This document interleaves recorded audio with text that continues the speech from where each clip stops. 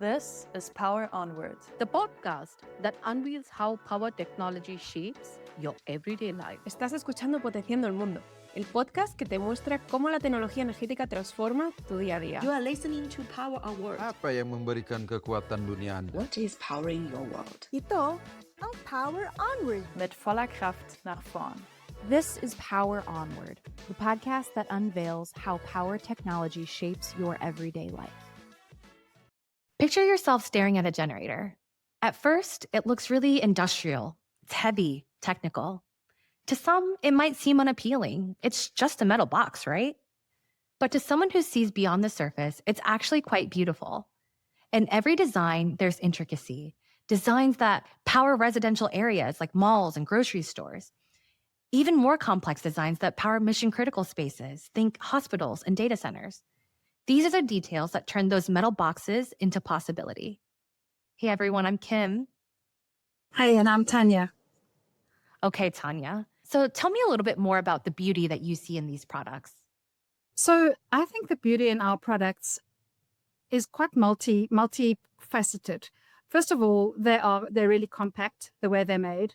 The structure is big and bold and robust. But where it really came to life for me was on some photo shoots that I did for the work I was doing lots and lots of years ago, where the technicians would unpack or disassemble the whole engine, right? They'd call it a tear down. And they'd pack for an overhaul or a rehaul. They'd pack all the bits and pieces and the parts very, very neatly, as they always do. And when I was walking through the workshop at the time, there was just some sort of light that was shining through on these parts, and they had been recently cleaned. They're nice and shiny, and they became more than just parts lying on the table. They became shapes. There's actually an artist called Mark Escher. People can go and have a look at his work, where there's a lot of ambiguity. And when I do this, one of his famous pieces is actually two hands holding each other. A lot of ambiguity in shapes and forms and etc. and surfaces and reflections. So I had a look at all of that and thought to myself, this is really fascinating. So I dived deeper into that, took a whole lot of series of photographs on those, the open heads at the top where the bits and pieces, the springs and coils are out. It really was fascinating. So I find them beautiful because I actually know what goes on inside of them and how they all fit together. And it really fascinates me, to be honest with you. They really are beautiful.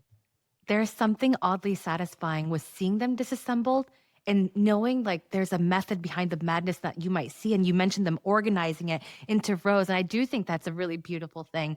So given your response, it seems like you've got some creative background. Do you want to tell us a little bit more about what you've done here at Cummins? It's been a fantastic journey the last 13 odd years as an employee, and then the previous 25 years odd as a supplier to Cummins, a graphic design agency for Cummins. So essentially, I created the visual material that was needed for the advertising campaigns, billboards, etc., branding, for over all the years. And through that, we had many iterations of the brand. The brand changed quite a few times in those years. We had the sunsets. There was a whole sunset scene, which was or theme, which was absolutely stunning, with the every day, every sunset, every moment, every mission critical, beautiful material to be able to work with. The parts, the interlocking gears and things like that. Really, really, really beautiful visual material to work with, to the red stripe, etc. that we had, right down to where we are today. So I've really been involved in the creation of the visual identity over all the years. Two examples that really stick close to my heart. Way back in the early 2000s, we did an advertising campaign for repowering of old train engines and underground mining equipment. And we had to try to figure out how are we going to bring this breathing new life into the engines back, make that visual connection. So we created a scene of a little boy sitting on a train track and blowing a dandelion, wishing for like a new engine type of thing. Looking back now, it may have been ever so slightly cliche, but at the time, it really, really did resonate. It worked very well. And the second one to that series was a little girl that was riding her bike, and she dropped her bike because she heard a new sound underground, being the new sound of the Cummins engine that is now being repowered underground. And she was listening with her ear to the ground. So yeah, that was just two of the immediate ads that I can think of that went right around the globe. powerful imagery. And I was saying you were tugging on my heartstrings as a brand marketer. It's so interesting to see that you come from a background where you were a creative first and not actually a technical background like most people may think. I think that is something I really want to bring home. And one of the things I love the most about Cummins is when I came to join Cummins back as an employee, I realized you don't just have to be an engineer or a scientist or an analytical type of person to belong in a manufacturing kind of company like Cummins is. There really is space for absolutely everybody.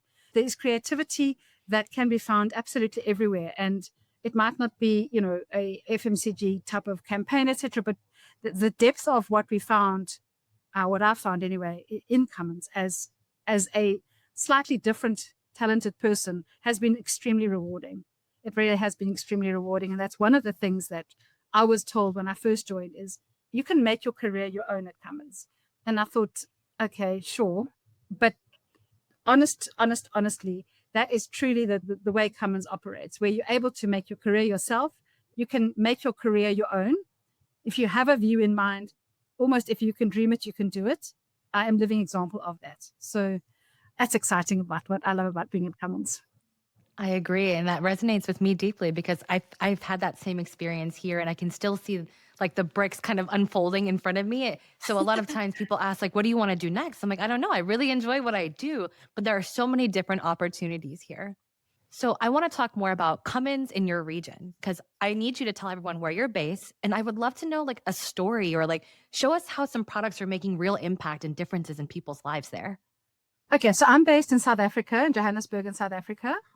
Our products are very, very needed in our region. I work for the Marcoms team and for the Africa Middle East region. So our region spans Africa to Middle East to Kazakhstan, which is really, really, really vast.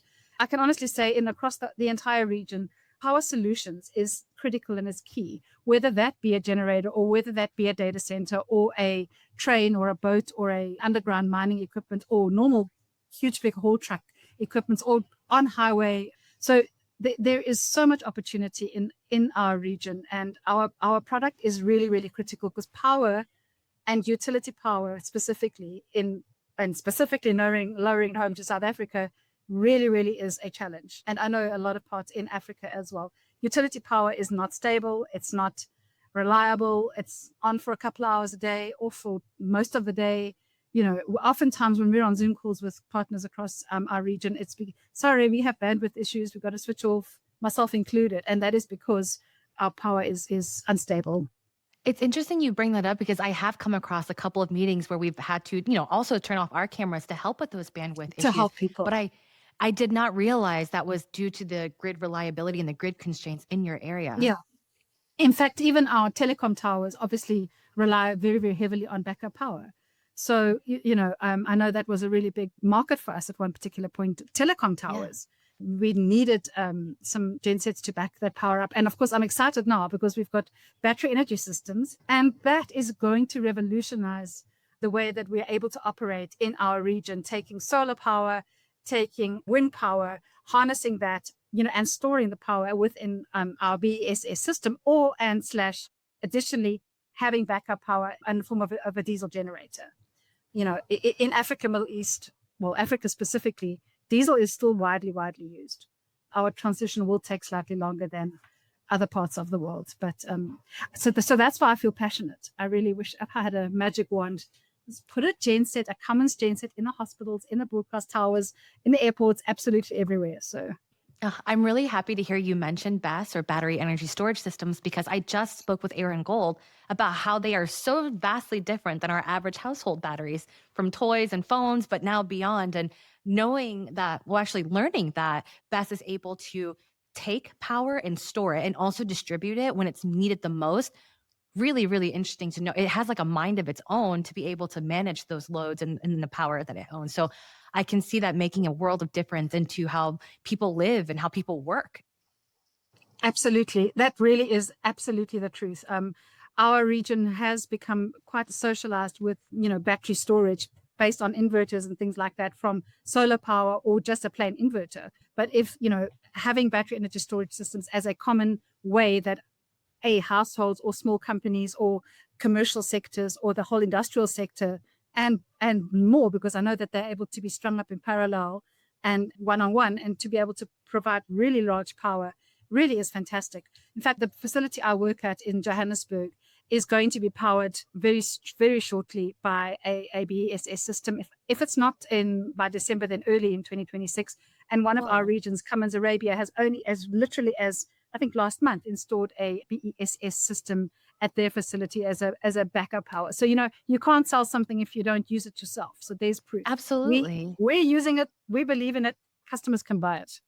I want to see how this is installed. I love seeing on-site installations because it is so nice to see our products in situ, like in real life placements, actually making a difference. You'll have to send a picture. I would love to see one.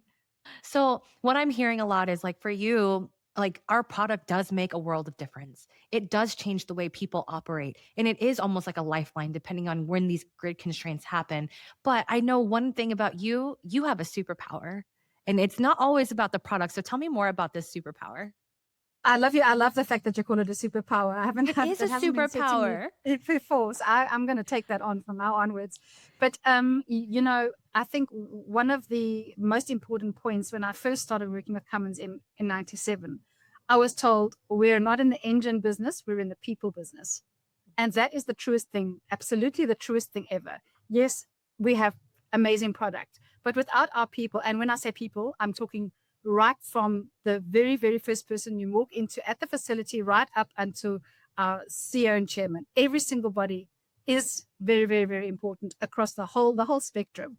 Something that I feel really, really passionate about our people, and as I said, links to what I was saying earlier. You're able to craft your own journey, your own story at Cummins, is the fact that we have got so much talent at Cummins. We have got so much talent, but so many people, and it's maybe not just at Cummins, people in general, they're doing a fantastic job. But when you converse with them, you might realize that they're just a little bit lackluster, and they haven't realized that they actually have a talent or a skill or an aptitude to something, which is very, very, very, very obvious to other people. And my mission on this earth is basically to point that out to people. So, hey, have you noticed that you really, really seem very good at A, B, C, or X, Y, Z? And I won't just do that flippantly to everybody I meet, but when that happens, and the most fundamental thing at Cummins is that if you find somebody that's really good at strategy, let's say, and it's identified, Cummins' leaders are those kind of leaders that will then definitely organize and make sure that you land up in that type of place so that you can fulfill and be your complete and total unique self. We value difference at Cummins, right? We value difference. We don't value copy pastes. We value difference. And that is your talents, your skills, the way you think, where you come from, all of the diversities, not just the 6 dimensions, but all of the diversities. And so the superpower I have is just, I don't know how you want to put it, but basically tapping into the people that we have. We have the most phenomenal people. And Cummins' value of caring is so unique. It really is so, so, so unique that I feel we don't make a big enough noise about that amongst ourselves sometimes. We all know it, we all feel it. It's like being in your granny's house when you're having really nice food and you have the nice food and off you go. But can you take that moment to say, wow, this is really great? And the caring culture that we have at Cummins is really unique, together with, all our D&I philosophies and culture philosophies and of course values difference. Put all of that together in a bucket. And we are an employer of choice. We really are. I can tell it's more than the products. It's the purpose. It's what we can bring out the best in everyone we've worked with. And like, for what it's worth, Tanya has given me a pep talk once, twice, maybe even 3 times. And she really does hone in on our differences being our biggest strength. Sometimes I feel like I'm a little different, or maybe I stand out too much, but Tanya's like, no, you're shining bright. And so it takes people like Tanya to really harness the best out of people in all the best ways and to make us see the value that we are able to bring to Cummins as well. That's exactly it. Thank you. So Tanya, I'm curious, aside from grid constraints, what are some other challenges that you face in your region? Okay, so, and I'm going to speak on behalf of, I would say, the whole Africa Middle East region. From my perspective as a marketer or a, communications person, not a business person per se, the challenges in our region is that it is vast. It's a vast, vast area. We're blessed in that it's only a 2-hour time zone, basically from GMT to GMT plus 4. So 4 hours across the region. So it's not that large. Especially compared to However, Australia. Exactly that, really. So the difference, though, is that, or the challenges that we face, or the realities that we do face, and I don't think a lot of people know this, is the multitude of obviously currencies that we face in across all the regions, languages, dialects of languages specifically. South Africa has 11 official languages, which we don't all obviously use. English is the business language, but together with 1 or 2 extra languages with that, Chinese, Portuguese, French, Arabic, and Russian.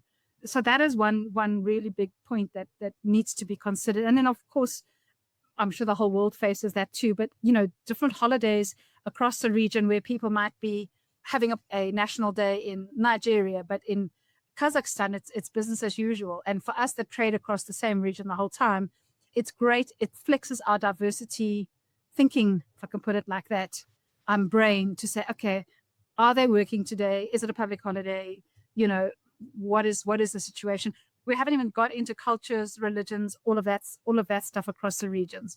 It's fascinating. I love it. It's such a rich, rich, rich tapestry. That's the best way I can describe it. It's a rich tapestry of cultures, foods, landscapes, colors, people, for people that haven't been to our region. I would just want to be a little small advocate and say, come, you'll be very, very surprised as to the way things are here. It's different. It's really, really different. As our regional leader, Thierry Pimi, he is a native to Africa. He's from the Cameroon. And he often says that you can't imagine what living in Africa is like, because he's a US citizen. He's like, you cannot imagine what living in Africa is like. So in a good way, it is good. I'd love for people to come and have a look and see what goes on here.